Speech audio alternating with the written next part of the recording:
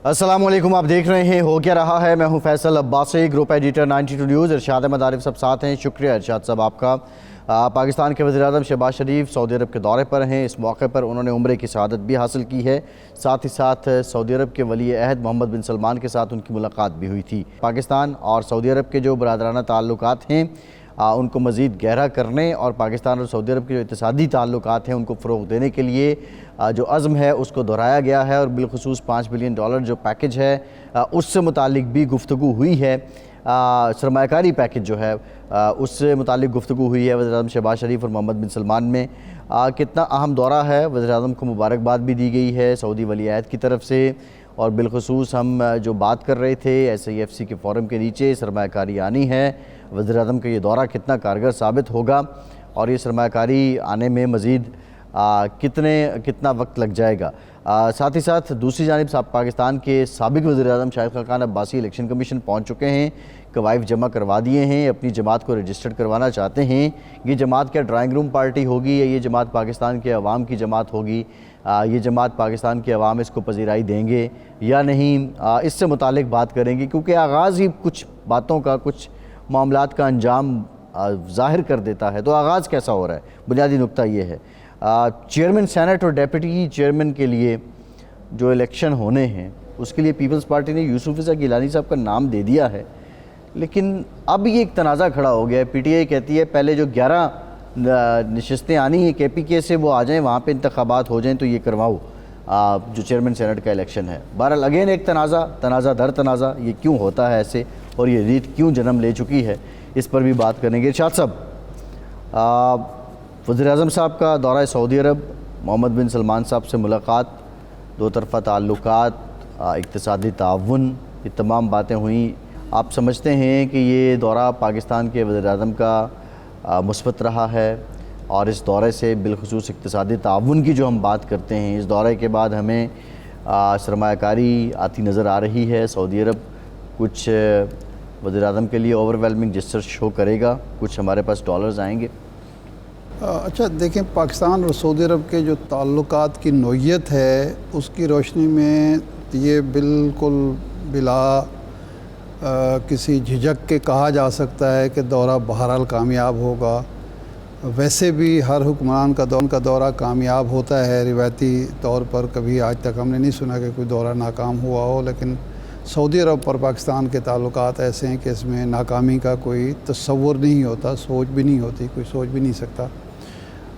अलबत्ता ये जो $5 अरब की सरमायाकारी का मामला है, देखें ये साबका दौर हुकूमत में इससे ज़्यादा $9 अरब की सरमायाकारी का एक फ़ैसला हुआ था, वो उस बैल मुंडे नहीं चढ़ी।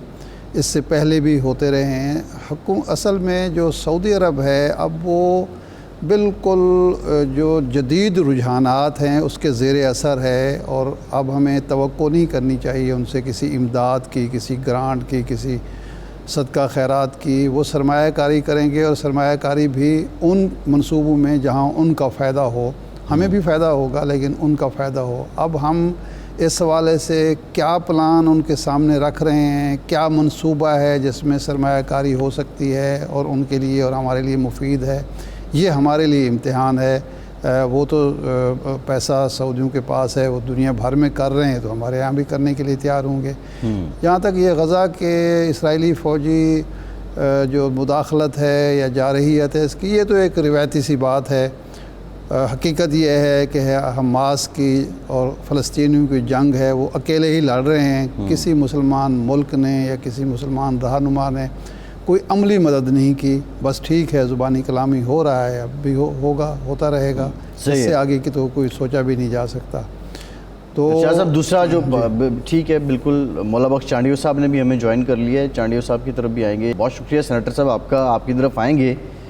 इरशाद साहब, चेयरमैन सेनेट और डिप्टी चेयरमैन सेनेट का मामला फिर एक रोला पड़ गया है। PTI कहती है पहले KPK में इंतखाबात हो जाएं, 11 सेनेटर्स आ जाएं, उसके बाद इलेक्शन करवा लें।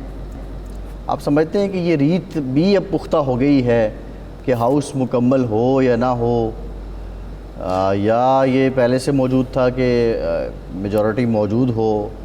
तो नहीं, आप ये देखें, ये हाउस मुकम्मल होने का इशू नहीं है, ये है सेनेट کے جو تخلیق ہے، سینٹ کا جو بنیادی مقصد ہے وہ یہ ہے کہ پاکستان کی چاروں اکائیوں کی نمائندگی، نمائندگی، یکساں حقوق اور یکساں فرائض۔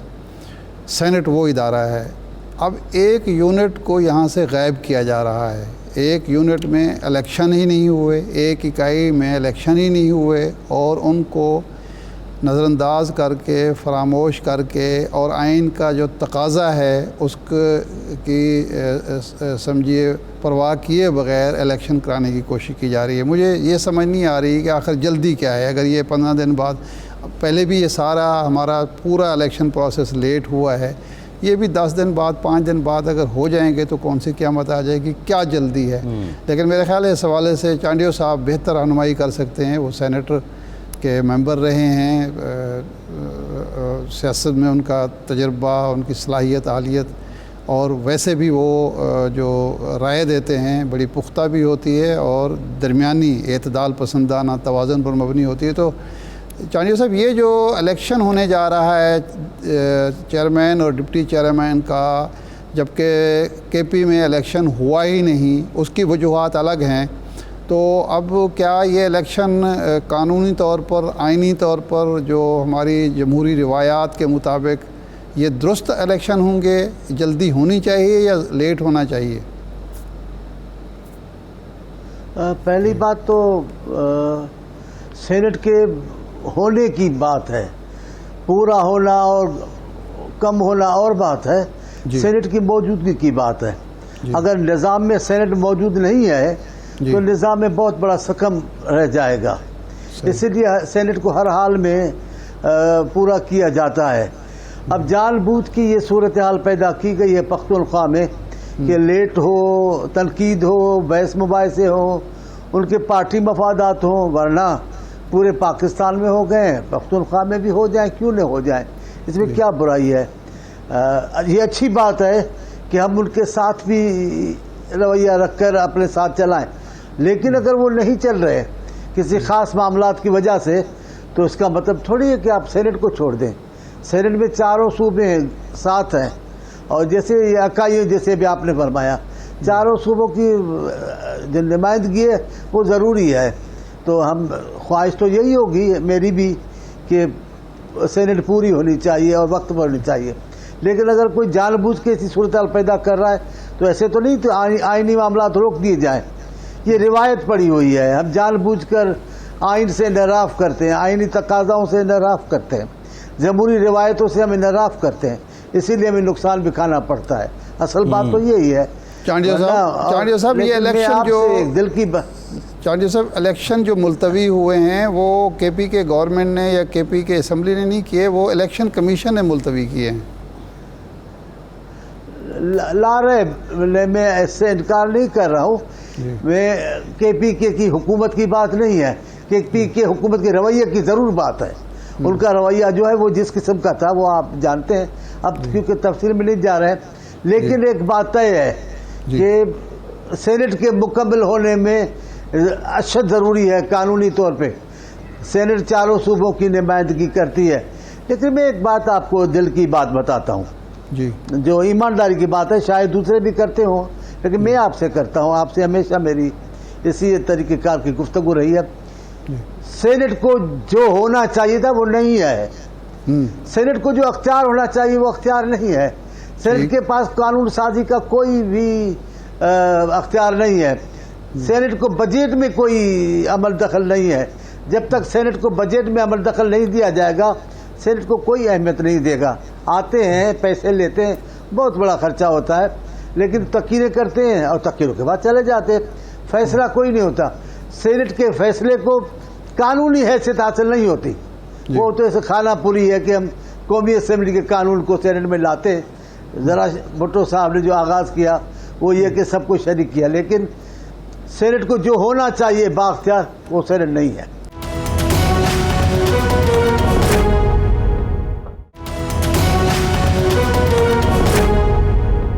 آپ کا خیال ہے کہ سینٹ کو بجٹ کی منظوری کا اختیار بھی ملنا چاہیے، اور اگر سینٹ قانون منظور کوئی کرنا چاہے از خود بھی وہ منظور کر سکے؟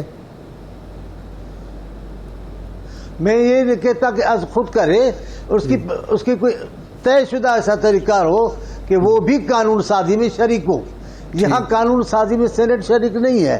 اگر کسی قانون کو پاس نہیں بھی کرے گی، قومی اسمبلی کر دے گی، سینٹ کو کہے گی اللہ آپ کو سلامت رہے، خوش ہو جائے. بجٹ کی جب میں بات کرتا ہوں کہ بجٹ میں اگر جی فرمائیں. بجٹ کی جو میں بات کرتا ہوں اس لیے کرتا ہوں تاکہ قومی اسمبلی میں بھی اس کی اہمیت ہو کہ بھائی یہ بجٹ وہاں بھی جائے گی تو ہم پوچھیں گے. یہاں نہیں ہوتا ہے. یا کروڑوں اربوں روپے کے پیپر ضائع کر کے اتنے سارے ڈھیر ہمارے سامنے سینیٹرز کے سامنے رکھا جاتا ہے، کوئی پڑھتا نہیں، کوئی اس پہ بحث نہیں کرتا ہے. کیوں اتنے کتاب پیسے ضائع ہم کر رہے ہیں صرف خانہ پوری کے لیے؟ آپ غور سے دیکھیں تو ہمارے سارے معاملات لیکن یہ اب سینیٹر صاحب یہ تو بڑی، ہم تو اس کو ستم ظریفی کہیں گے کہ ایوان بالا سینیٹر بننا ہے کارنر، اور آپ کہہ رہے ہیں خانہ پوری کے لیے. سوال اب یہ ہے کہ یوسف رضا گیلانی صاحب کا نام بطور چیئرمین سینٹ پیپلز پارٹی نے اناؤنس کیا ہے کہ یہ فیصلہ حتمی ہے. میرا خیال میں حتمی ہی ہوگا، اس میں تبدیلی کی گنجائش نہیں ہے. پارٹی نے اعلان کر دیا ہے، جب پارٹی نے فیصلہ دے دیا ہے تو پھر حتمی مانا جائے گا اس کو. اگر انوار اللہ کاکڑ صاحب فرمائش کریں کہ جی مجھے چیئرمین سینٹ بنائیں تو پیپلز پارٹی راضی ہوگی یا نہیں ہوگی؟ میرا اپنا خیال ہے نہیں ہونا چاہیے ان کو راضی. کاکڑ صاحب بہت اچھے آدمی ہیں، بہت پیارے انسان ہیں، میں ان کے ساتھ رہا ہوں، لیکن اگر پیپلز پارٹی اناؤنس کر دے تو اس کا حق بنتا ہے. معاملات بھی ایسے ہی طے ہوئے ہیں کہ سینٹ کے چیئرمین پیپلز پارٹی نامزد کرے گی، وہی بہتر ہے. یوسف رضا گیلانی ایک بہت قداور نام ہے، تجربے کار نام ہے، اسپیکر رہ چکے ہیں، وزیر اعظم رہ چکے ہیں. میرا خیال ہے ابھی اپوزیشن لیڈر رہ چکے ہیں. میرا خیال ہے گیلانی صاحب کو یہ اہمیت ملنی چاہیے تاکہ اس ایوان کا وقار بھی بڑھ جائے گا اور اہمیت بھی بڑھ جائے گی. صحیح. اچھا، اسلام آباد میں یہ پھر کیا سارائیاں ہو رہی ہیں کہ بلاول بھٹو صاحب کو نائب وزیر اعظم بنانے کی کوئی تجویز ہے، نائب وزیر اعظم بنایا جائے گا. تو پیپلز پارٹی تیار ہو رہی ہے حکومت کو جوائن کرنے کے لیے، حکومت کیبنٹ میں شامل ہونے کے لیے؟ کوئی اچھبے کی بات نہیں ہوگی، لیکن میرے علم میں نہیں ہے کیونکہ یہ فیصلہ بلاول صاحب کی پالیسی کے مطابق تھا کہ ہم شرکت نہ کریں حکومت میں، حکومت کو مکمل طور پہ آزاد چھوڑیں اپنی مکمل سپورٹ کے ساتھ تاکہ وہ کچھ ڈیلیور کر سکے. مہنگائی کا معاملہ اتنا بڑا ہے کہ لوگ مر رہے ہیں، پاکستان کے لوگ پریشان ہیں مہنگائی کی وجہ سے اور پیٹرول کی وجہ سے، بجلی کی وجہ سے. تو میرا خیال ہے کوئی ایک پارٹی اگر ہے بااختیار وہ فیصلہ کر لے، لیکن اگر کوئی جمہوریت مفاد میں، نظام کے مفاد میں ہے کہ بلاول صاحب آئیں اور پھر پارٹی بھی راضی ہو جائے تو کوئی اچھے کی بات نہیں ہوگی. جی ٹھیک ہے. اچھا یہ بتائیے گا کہ آپ اگر پیپلز پارٹی شریک اقتدار ہو بھی جاتی ہے، دوسری جانب جو چیلنجز ہیں، Pakistan institute of development economics کہتا ہے $120 ارب پاکستان کو اگلے 5 سال کے لیے چاہیے ہوں گے، ڈیفالٹ کے خطرات منڈلاتے رہیں گے. تو کیا یہ گورنمنٹ کیسے ڈیلیور کرے گی، کیسے پرفارم کریں گے، عوام کے حقیقی مسائل حل کیسے کریں گے؟ یہی ایک بات ہے جس پہ ہم سب بحث کرتے ہیں، اور میرے چیئرمین صاحب کا بھی یہی موقف تھا کہ ہم اس پہ ایسی کوئی ایسا فیصلہ نہ دیں حکومت پر جس کے لیے ان کو ایک بہانہ مل جائے کہ ہم نے جناب ہمارے فلاں وزیر نے کام نہیں کیا، جناب ہم اکیلے ہوتے تو بااختیار ہوتے. چیئرمین صاحب کہتے ہیں آپ بااختیار ہیں، آپ کریں جو آپ اچھا کام کریں گے ہم ان کی حمایت کریں گے. چھوڑیں نا حکومت کو. لیکن میں ڈر رہا ہوں بات کرتے ہوئے کہ یہاں انا پرستی زیادہ ہے، وہی میاں صاحب کے زمانے کا تکبر زیادہ ہے. اپنے اختیار دکھانے کی بات ہے، لیکن ملک کو چلانے کے لیے تھوڑا پیچھے ہٹنا پڑتا ہے. یہ ایسا طریقہ کار اختیار جو عمران خان صاحب نے کیا، اس انداز سے پاکستان بھی ترقی نہیں کرے گا، جمہوریت مستحکم بھی نہیں ہوگی. یہ تکبر کی بات آپ نے عمران خان کے حوالے سے کی یا یہ موجودہ جو حکمران ہیں مسلم لیگ نون ان کے ہاں بھی یہ ہے کوئی چیز؟ خان صاحب کی تو تکبر کی علامت ہے لیکن میں یہ جو ابھی بات کر رہا تھا بڑے میاں صاحب کے زمانے کی بات کر رہا تھا.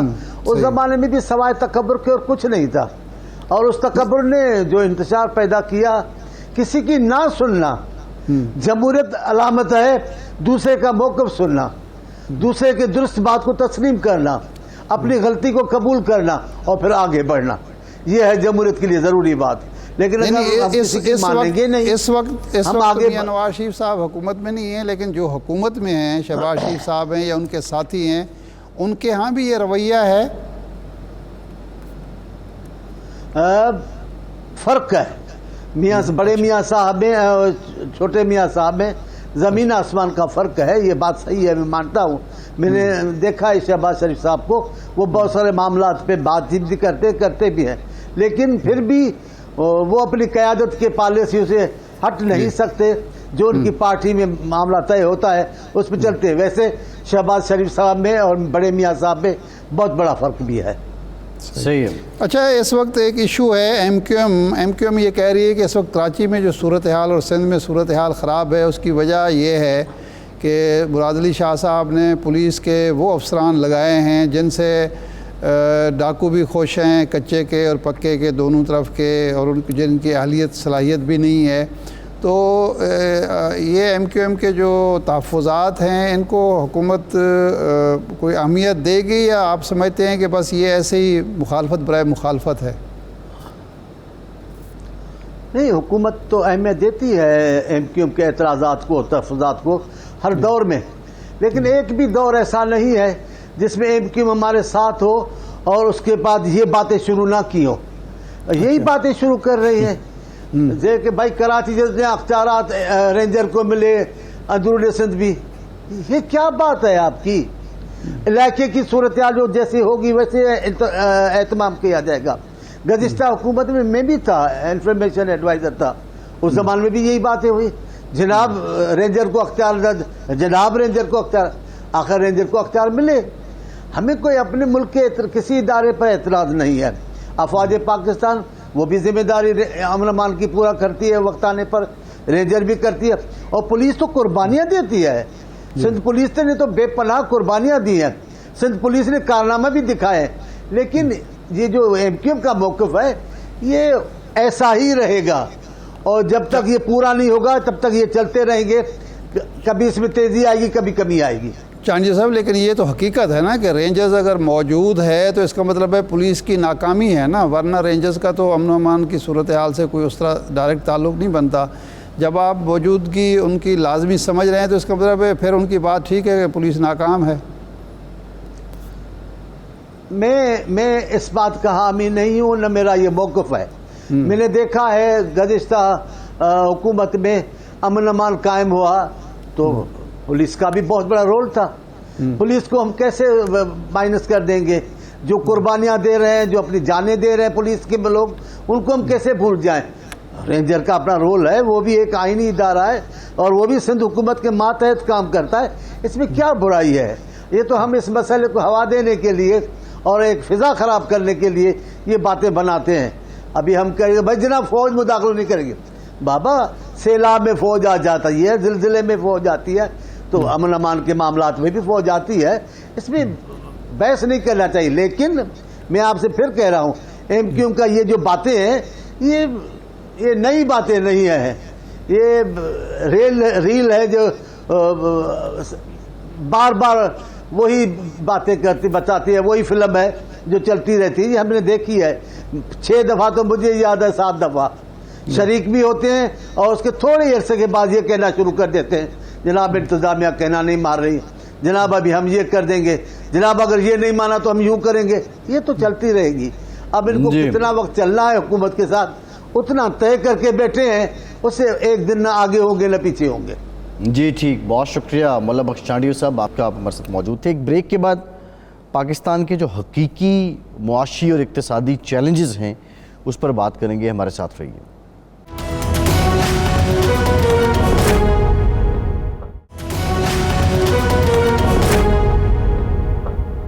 بریک کے بعد ایک بار پھر سے آپ کو خوش آمدید کہیں گے. ڈاکٹر فاروق سلیم صاحب پاکستان کے ماہناز معیشت دان ہمیں جوائن کر چکے ہیں. ڈاکٹر صاحب thank you very much for your time. Doctor صاحب، وزیر اعظم صاحب کا دورہ ہے سعودی عرب کا، محمد بن سلمان سے ملاقات بھی ہوئی ہے، اور اب یہ بھی شنید ہے کہ جو $5 ارب سرمایہ کاری پیکج ہے، اس سے متعلق کوششیں تیز ہو رہی ہیں۔ آپ سمجھتے ہیں کہ عید کے بعد اس پر کوئی بڑی پیش رفت ہوگی، اور کن شعبوں میں سعودی عرب جو ہے وہ سرمایہ کاری کرے گا؟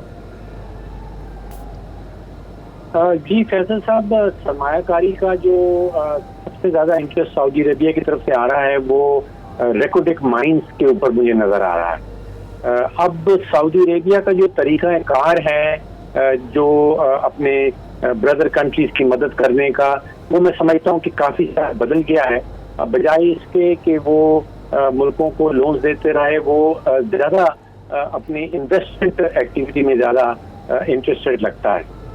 ریکوڈک کا جو انٹرسٹ ہے وہ سعودی عربیہ کا کوئی نیا نہیں ہے، لیکن اس میں معاملہ یہ آ رہا ہے کہ ابھی جو مائنز ہیں ان کا جو نیا اگریمنٹ طے ہوا ہے اس میں 25% حکومت بلوچستان ہے، 25% حکومت پاکستان ہے، اور 50% شیئر جو ہے وہ بیرک گولڈ کا ہے۔ اور ان تینوں اینٹیز میں سے کوئی بھی اپنی جو شیئر ہولڈنگ ہے وہ کم نہیں کرنا چاہتا۔ سب کو ریکوڈک کے اندر اتنا پروسپیکٹ نظر آتا ہے فیوچر کے اندر۔ سعودی عربیہ اوریجنلی یہ چاہ رہا تھا کہ ان تینوں اینٹیز میں سے کوئی اپنا حصہ کم کر کے وہ شیئر جو ہیں وہ سعودی عربیہ کو بیچ دیے جائیں۔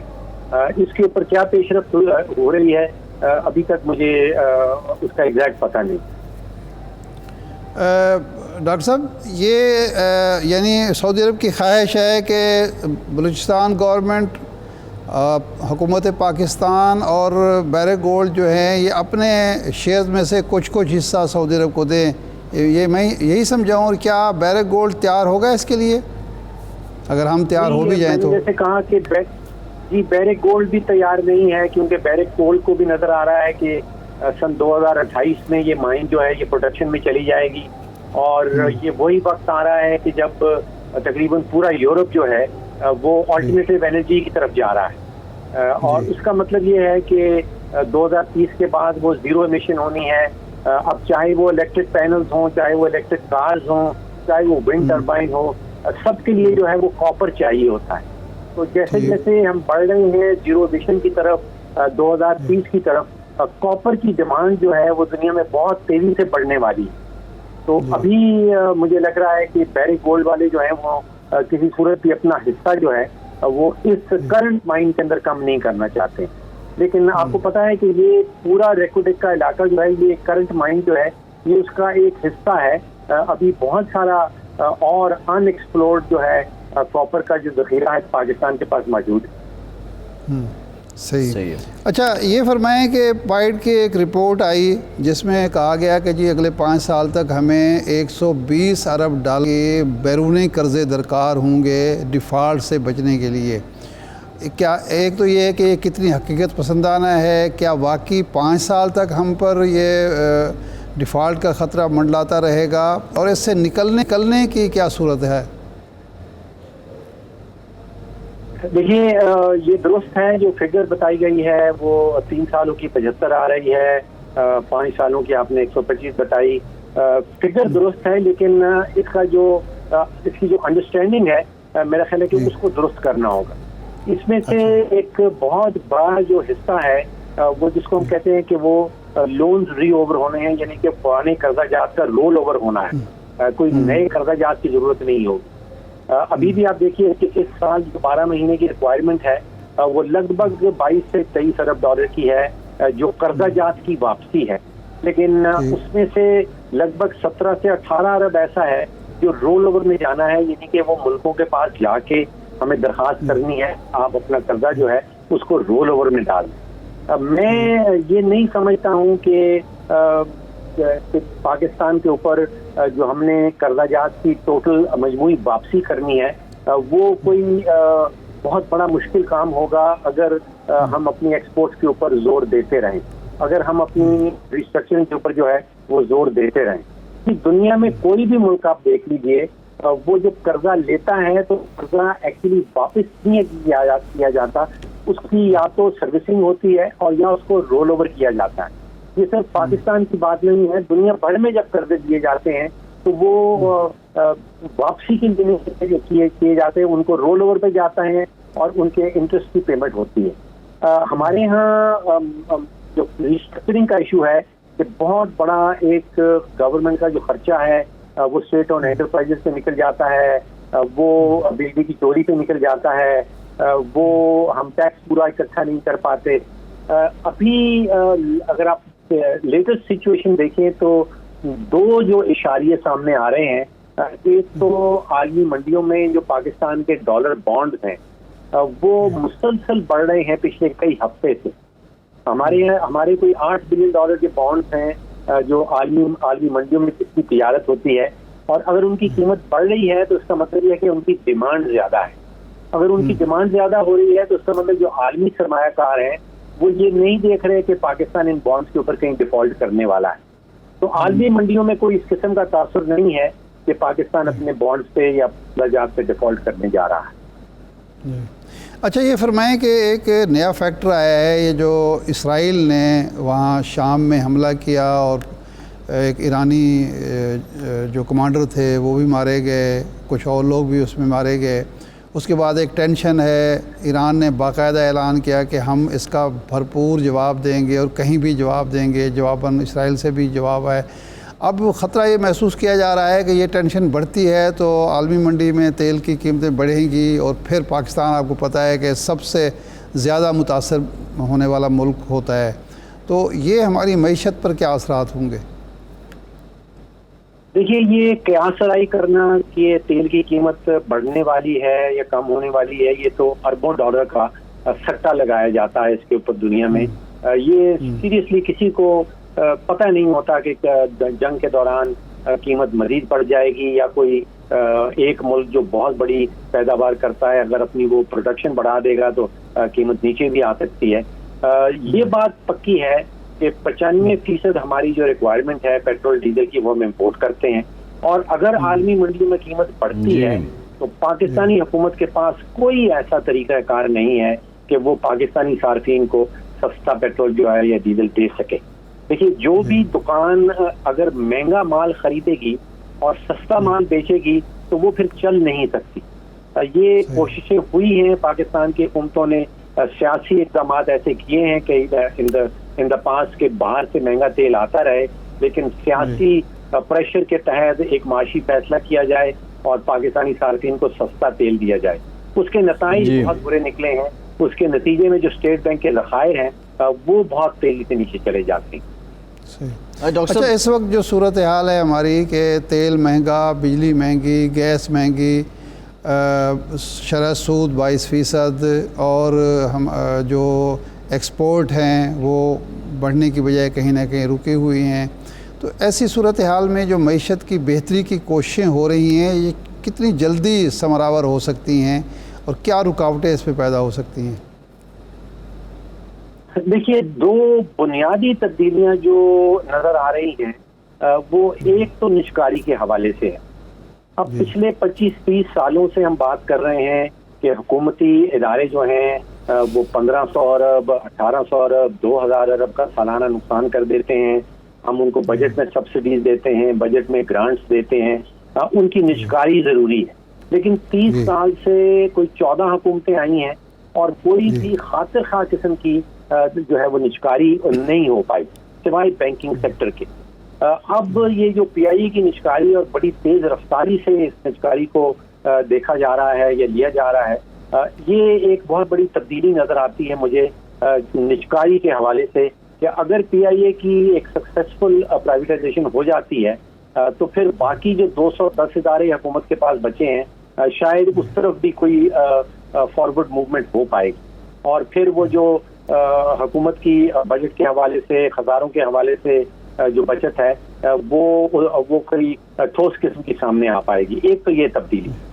دوسری تبدیلی جس کی ہم دوبارہ 30-25 سال سے بات کر رہے ہیں کہ ٹیکس نیٹ کو کس طرح بڑھانا ہے. ریٹیلرز کا ہمیشہ نام لیا جاتا ہے کہ ریٹیلرز کو ٹیکس نیٹ میں کس طرح لانا ہے. جب بھی ریٹیلرز کو لانے کی کوشش کی جاتی ہے تو پھر پتہ چلتا ہے کہ شاید وہ پی ایم ایل این کی کانسٹیٹوئنسی ہے، اس لیے پی ایم ایل این ان کو ٹیکس نیٹ میں نہیں لانا چاہ رہی.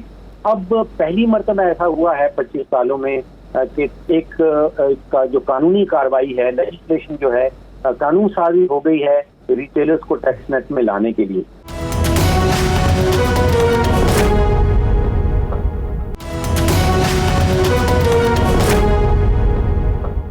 ڈاکٹر صاحب، جو موسٹ امپورٹنٹ فیکٹر ہے، ہم پچھلے کئی سالوں سے بات کرتے رہے، پولیٹیکل انسرٹنٹی، کیا یہ سیاسی بے یقینی یا پولیٹیکل انسٹیبلٹی، سیاسی عدم استحکام بھی کم ہوا ہے یا آپ کو ہوتا دکھائی دے رہا ہے یا درجہ حرارت بڑھ رہا ہے؟ دیکھیے، الیکشن سے پہلے جو غیر یقینیاں تھیں کہ الیکشن ہوگا یا نہیں ہوگا، اگر ہوگا تو کون سی پارٹی حکومت بنائے گی، وہ ساری غیر یقینیاں ختم ہو گئی۔ الیکشن بھی ہو گیا، چاروں صوبوں میں صوبائی حکومتیں بھی بن گئیں، وفاق میں بھی حکومت بن گئی، اور وفاق میں جس قسم کا اتحاد بنا ہے پیپلز پارٹی اور پی ایم ایل این کے درمیان، ان کے درمیان آپ دیکھیے کہ الیکشن کے فوراً بعد جو معاہدے ہوئے تھے کہ صدر کون بنے گا، سینٹ کا چیئرمین کون بنے گا، گورنر پنجاب کا کون ہوگا، ڈپٹی چیئرمین کون ہوگا، یہ سب معاہدے جو ہیں مجھے لگ رہا ہے ایسا ہے کہ ان کے اوپر بھی عمل درآمد شروع ہو گیا ہے۔ آپ نے دیکھا کہ پیپلز پارٹی کے صدر بن گئے ہیں، سینٹ کا الیکشن ہونے چلا ہے، وہاں پہ گیلانی صاحب کی نامینیشن ہے، اور وہاں پہ کوئی میرے خیال سے کہ 60 یا 62 ووٹ تو ان کے پاس جو ہیں وہ سیکیورڈ ہیں۔ تو اس حوالے سے دیکھا جائے تو جو غیر یقینیاں آپ سمجھیے 2 مہینے پہلے تھیں، سیاسی غیر یقینی کے حوالے سے اب بہت ان میں کمی آئی۔ جی صحیح ہے۔ اچھا، یہ اس غیر یقینی جو صورتحال ہے اس میں کمی آ چکی ہے آپ کے نقطہ نظر سے، یہ بہت اچھی بات ہے۔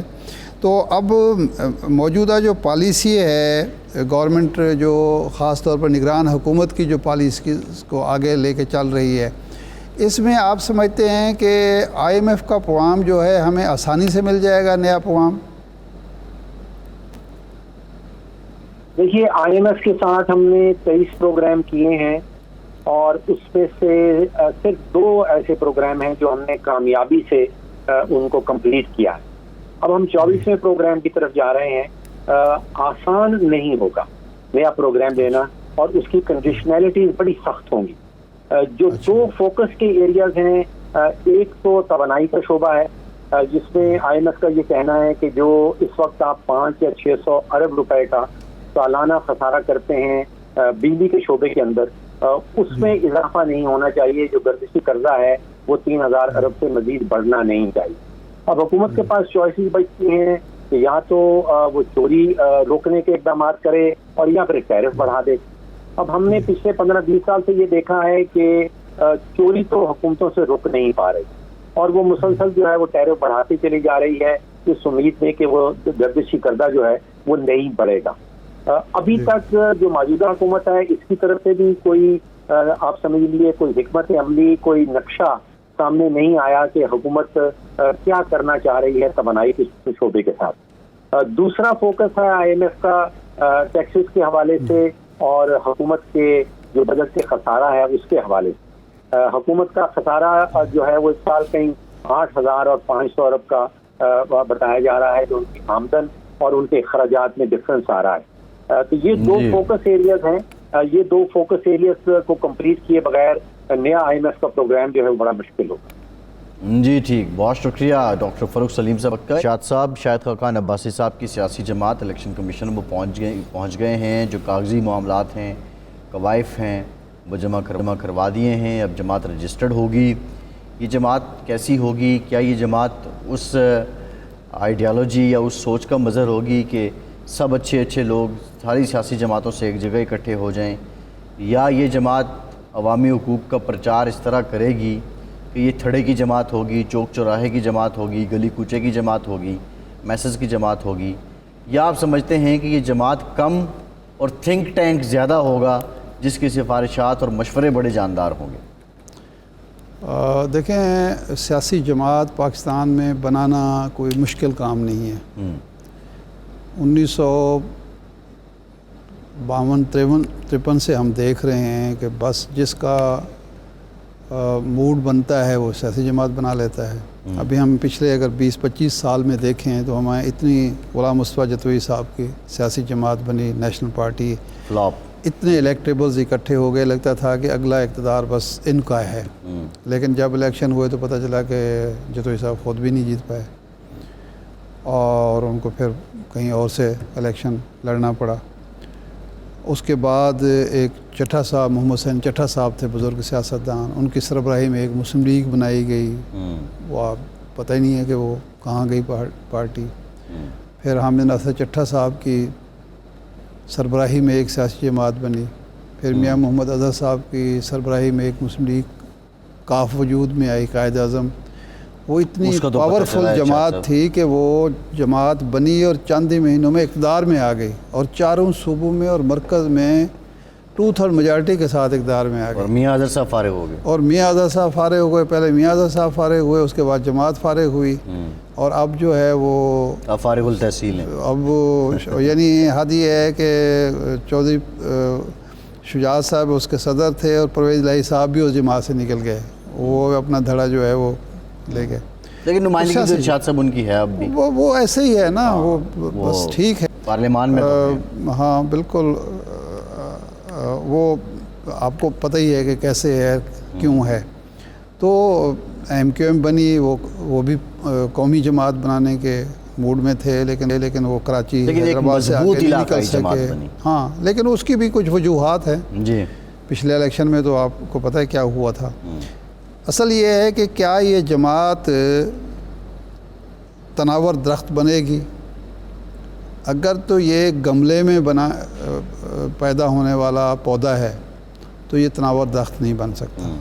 یہ گملہ کس کا ہے یہ آپ مجھ سے بہتر سمجھتے ہیں، لیکن اگر یہ واقعی کھلے میدان میں، کھیت کھلیان میں جو ہے پودا لگایا جا رہا ہے بڑی نیک نیتی کے ساتھ، اور جو اس کے تقاضے ہیں وہ پورے کیے جائیں گے، ایک پودے کو چنار کا درخت آپ نے بنانا ہے یا وہ جو ہے گملے کا ایک ہوگا مصنوعی پودا جو موسم کے ساتھ ہی خار و خس رہ جائے، پھر وہ اس کی کوئی وہ نہیں ہے۔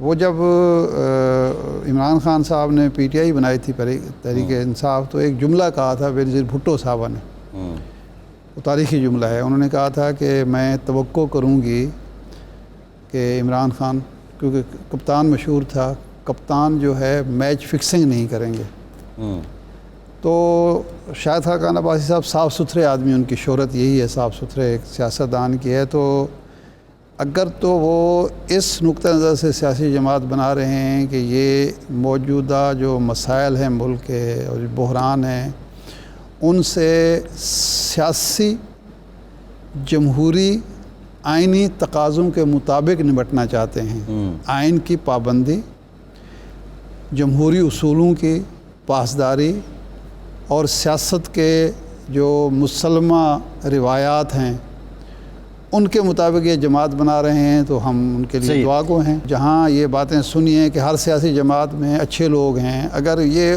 انہی ایوانوں میں، انہی بیٹھکوں میں یہ فارمولہ طے پایا ہے تو پھر اس کے کوئی کامیابی کے امکانات نہیں۔ میرا سوال یہ کہ ابھی سیاسی جماعت کی گنجائش ہے؟ نہیں، بالکل نہیں ہے۔ دیکھنا یہ ہوگا جب دیکھنا، یہ بڑی عجیب بات ہے کہ نہ سیاسی جماعت کا کوئی کنونشن سامنے آیا ہوا ہے، ری امیجننگ پاکستان کتنے کنونشن؟ نہیں، وہ تو دیکھیں، وہ تو سیاسی جماعت تو نہیں تھی نا، وہ تو ایک سیمینار ہوئے، اس طرح کے سیمینار تو روزانہ ہوتے ہیں، یہ تو کوئی بات نہیں ہے۔ نہ سیاسی جماعت کا کوئی کنونشن ہوا ہے، نہ سیاسی جماعت کا کوئی منشور اور ایجنڈا سامنے آیا ہے، نہ سیاسی جماعت کا کریں گے نا اس کا میں بات سنو، میں جو بات پوری کرنے تھا نا، سیاسی جماعت کی رجسٹریشن پہلے کرائی جا رہی ہے۔ یہ وہ جو ہے نا گھوڑے کے آگے تانگا باندھنا، تانگے کے آگے گھوڑا ہوتا ہے نا، یہ تانگا آگے ہے اور گھوڑا پیچھے ہے، حالانکہ گھوڑے کو آگے ہونا چاہیے۔ اچھا شاہ صاحب، یہ آپ بات ٹھیک کر رہے ہیں، لیکن میرا جو سوال ہے اگین وہی ہے اسی جگہ پہ۔ دیکھیں، جو پاکستان کی سیاست ہے نا، وہ ریفارمز تو ضرورت ہیں پاکستان کی، لیکن جو طرز سیاست ہے، جو انداز سیاست ہے، وہ وہی ہے، للکار والا، تمام ابھی تک نعرے والا۔ ان دو گروپوں میں जकड़े हुए हैं समझ लीजिए, या दो ग्रुपों में से के ही में तकसीम है। ये जब तक ग्रुपिंग नहीं टूटती और कोई एक फरीक कमज़ोर नहीं होता, या तो ये फ़र्ज़ कर लिया जाए कि मुस्लिम लीग नून और पीपल्स पार्टी का स्कोप ख़त्म हो गया है, या ये फ़र्ज़ कर लिया जाए कि तहरीक इंसाफ तहलील हो चुकी है। अगर ये सूरत हाल नहीं है, वो किसकी जगह लेना चाहते हैं, ये जब मंशूर सामने आएगा, प्रोग्राम सामने आएगा, उस वक्त हम फैसला कर पाएंगे। बिल्कुल ठीक है। इरशाद साहब, प्रोग्राम का टाइम हो गया, बहुत शुक्रिया आपका। आज के प्रोग्राम से इतना ही, इजाज़त दीजिए।